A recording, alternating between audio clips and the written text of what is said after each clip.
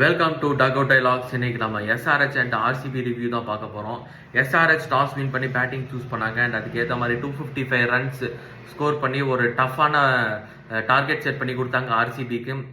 Ishan Kishan 79 runs எடுத்து கொடுத்துருக்காங்க. And then Abhishek Sharma ஒரு ஹாஃப் செஞ்சுரி, ஹென்ரிச் கிளாசன் ஒரு ஹாஃப் செஞ்சுரி, நிதிஷ்குமார் ரெட்டி கூட டீசெண்டாக விளையாண்டாருங்க. 12 பாலுக்கு 29 ரன்னு.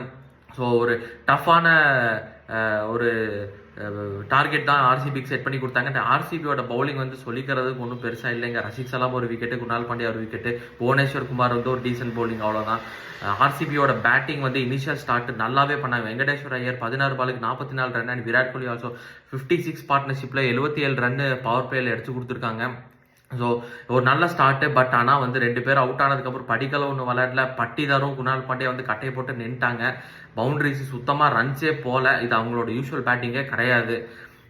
ஸோ ஆர்சிபி இந்த மேட்ச் வந்து லூஸ் பண்ணியிருந்தாலும் செகண்ட் பொசிஷனில் இருந்து ஃபர்ஸ்ட் குவாலிஃபயருக்கு என்டர் ஆயிருக்காங்க. So it is going to be Gujarat titans and RCB for the first qualifier.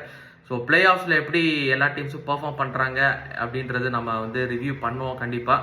So இந்த மேட்சுக்கு வந்து ஓவராலாக ஒரு 3.5 ரேட்டிங் கொடுக்கலாம். So will meet you in playoffs. Tata, bye bye, take care.